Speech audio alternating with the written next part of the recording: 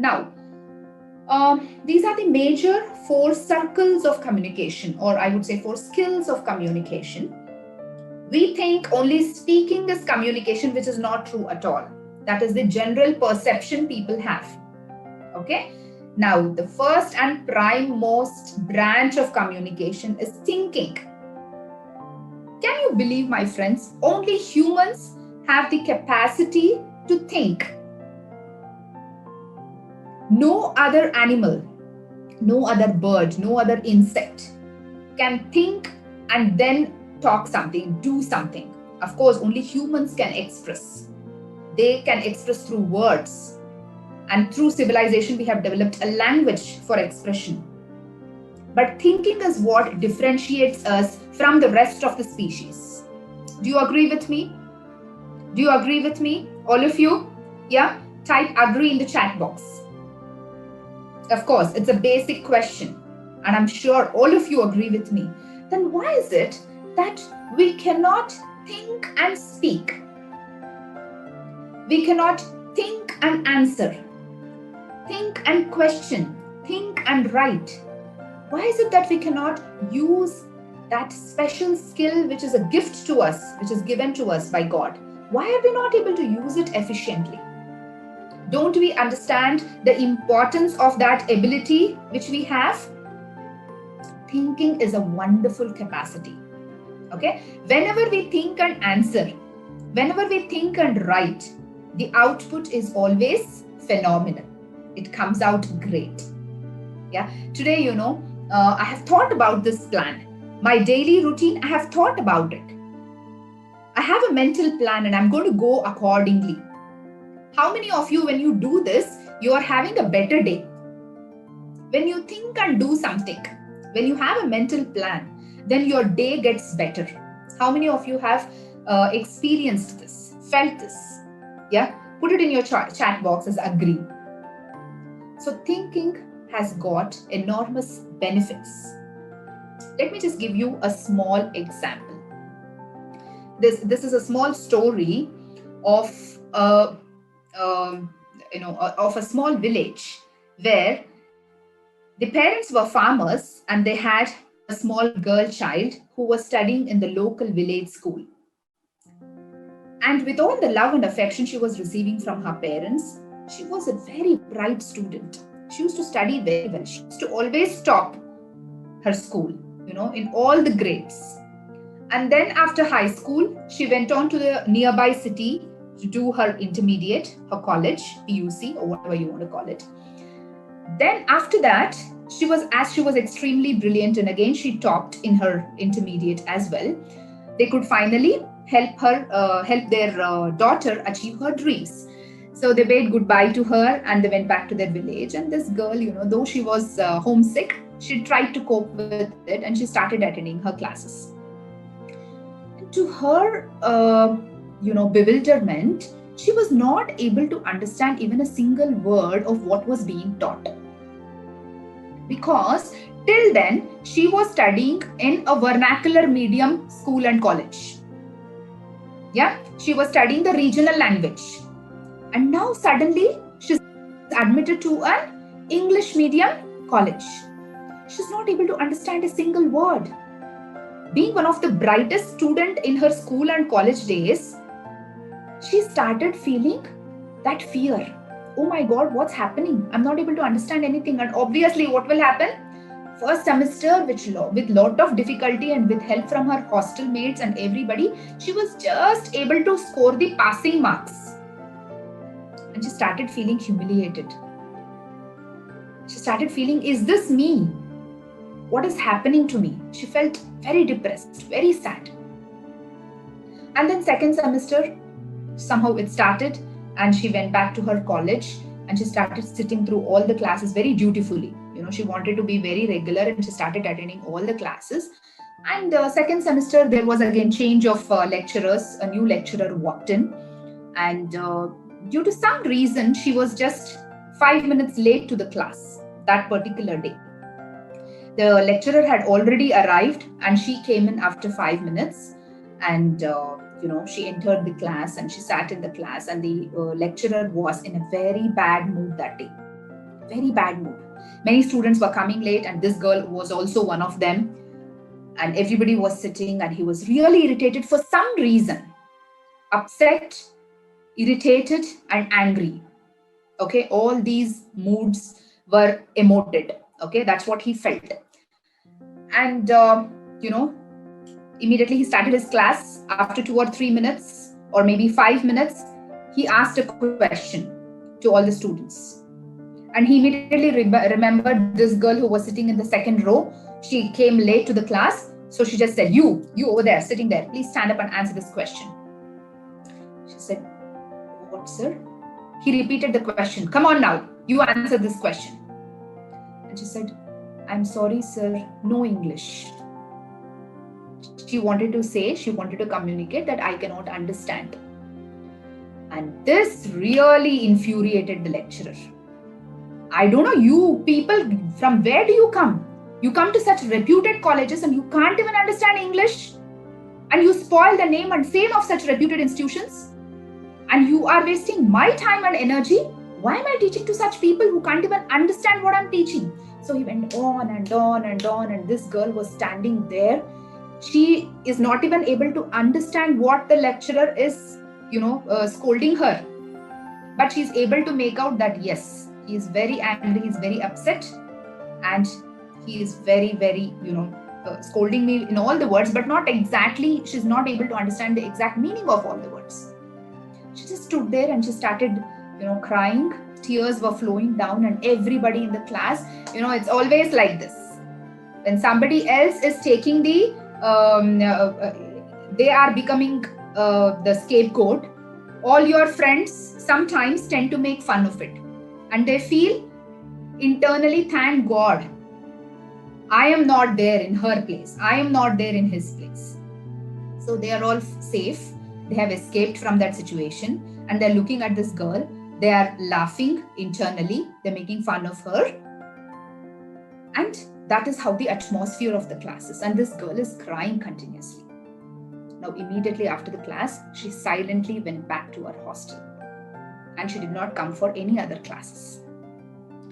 The next day, her friends just could notice that she has not come out of her room the entire day. And they went and knocked on her door. And there was no answer. I'm sure you can imagine what has happened, right?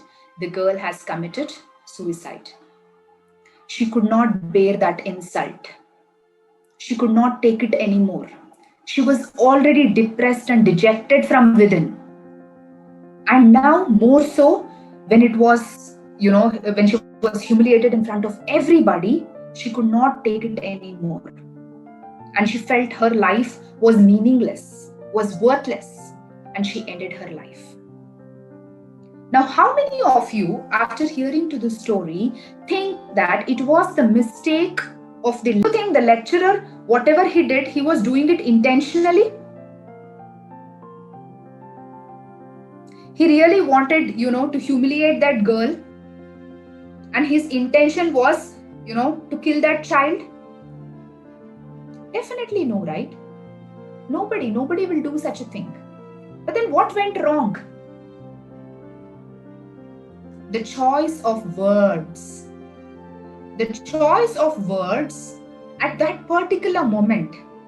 Because he was angry, because he was upset, because he was irritated, he could not think and make the right choice of his words. So now, do you understand the importance of thinking and making the right choice of words? It will cost someone's life, my friends. And this might have happened to many of us. If not life, like sometimes without thinking when we blurt out certain things. Yeah, it might be with our own parents. We fight, we argue, we just blurt out. Blurt out is suddenly saying something without thinking. So when you do that, and once you are cool and calm, you go back and think, was it you who said all those words and hurt your parents? Was it you who hurt your friend? And it was not intentional. You'll be feeling bad about it. How bad about it? How many of you have experienced? Anything comes with only practice. Okay? If you want to speak well, if you want to think properly and then speak, if you want to read well, if you want to write well, all these things comes only with practice. Okay, so practice to think and speak. Every time you want to speak, pause, hold back for a second, think what are you going to speak, and then you can speak. Slowly this habit of yours will become, a general thing. You will get used to it. You will not take that pause anymore. All right, so let's go back to our slides. I just wanted to tell you that story about how thinking becomes very important, very essential. And now comes to listening. Listening is another beautiful art. Okay, the only thing which we have to do to develop our listening skills is to stop talking. Now tell me, my friends, how many of you keep listening to others just to respond or just to react what you want to tell next? When the other person is talking, you are thinking that what you should speak next. How many of you agree with me? Listening to the opposite person just because you want to speak next, and you are thinking in your mind what to speak next. And I'm sorry, that is not listening at all. And if you are not a good listener, you are not a good communicator. Leaders are always good listeners. And if you want to become a good leader, then definitely you have to become a good listener. And how to develop your listening skills? The first and foremost rule is stop talking. While the other person is talking, listen. And definitely it is very much different from hearing. Okay? Hearing, for example, we hear to a lot of noises. Even right now, while you're sitting in my class, you might be hearing to a lot of sounds around you, right? That is not listening. But you are listening to me because this is something relevant to you. This is something beneficial to you, right? Listening is absorbing, taking it deeply. You respond to me. When I ask you a question, you type me the answers. That is listening. You're absorbing everything. You're interacting with me. And every human being will feel very nice if they have good listeners as friends. I'm sure there wouldn't be suicides at all if we all would have become good listeners. Most of us listen to talk. So come out of this habit. Be a good listener to absorb things, to ask questions about what the opposite person is talking, not about what you are thinking. Okay, of course, there are lots of tips, and listening is an altogether very wide topic. We can deal about it for hours together. But for the moment, let me throw some light that listening is one of the prime most tool to become a good communicator. Okay, and you know what, my friends, listening is very difficult. To talk is easy, but to listen is very difficult. In a classroom environment, if you have to sit and listen from morning to evening, that is the most difficult part. And I should appreciate each one of you for doing so. Because listening requires a lot of energy. You need to align your body, mind, your thoughts, your concentration. Everything has to be aligned. That requires a lot of energy, and that comes only with practice. So I would recommend all of you to do a small exercise every day so that you can develop your listening skills. Every day, probably for 5 or 10 minutes, listen to your favorite songs and write down their lyrics. So do not just hear to the song, listen to the song. Music is something which is close to a human heart, right? It doesn't need a language. Anybody and everybody loves music, I'm sure. So that is why I'm recommending that listen to a song. Any of your favorite songs, it can be Hindi songs or English songs or Telugu or Kannada or any song of your choice, of your language. Then write down the lyrics of those songs so that you will have more clarity on what you're listening. You'll be able to concentrate better. Okay, so this will enormously help you to, okay, speaking again comes with practice. There are lots of tools which we can develop. Yeah. Every day, if you want to develop your speaking skills, you need to talk to people. Do not hesitate. But before you talk, have a plan in your mind. Think and talk. While you're thinking, listen. So all these, you can see these 4 circles. So all these are working together and they all collide with each other. They have to be done parallelly. And there is a catch at the end of this. And of course, we'll come to non-verbal. We also call that as body language. Right? I'm sure you all have heard about it. I'll give you more tips on that. For the moment, let me tell you one secret. Shall I reveal the secret? Are you all interested to know the secret? Yes, ma'am. Where do you want to stay? Now, there is a sweet spot. Okay? That is at the center of all these circles.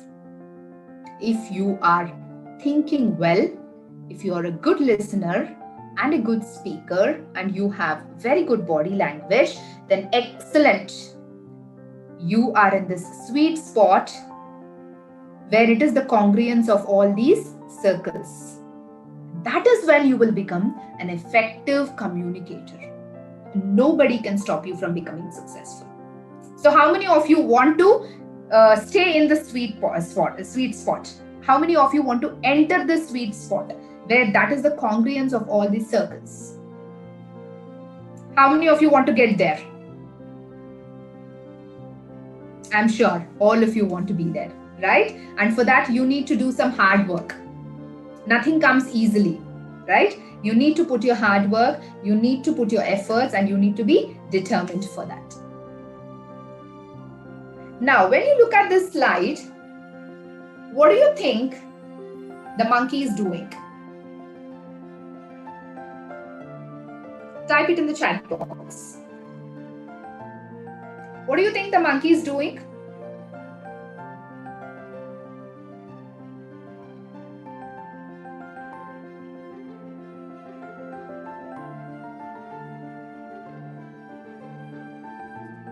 The monkey is, right, thinking. Okay? It might be thinking about 100 different things. You know, what happened to all the people? You know, nobody is visiting us these days. Where are all the humans? Where are they lost? Or it might be thinking, what about my kids? Where have they gone? I'm not able to find them. Or it might be thinking, what am I going to have for my lunch today? Will I have bananas or will I have peanuts or will I have something else? It might be thinking 100 different things. But this monkey is representing thinking. Okay, so choose your words wisely because once spoken, you can't take them back. Again and again, I'm stressing on the fact about thinking, as I told you in my previous story, because your effectiveness starts from there. Okay, be a good thinker. You have to practice that.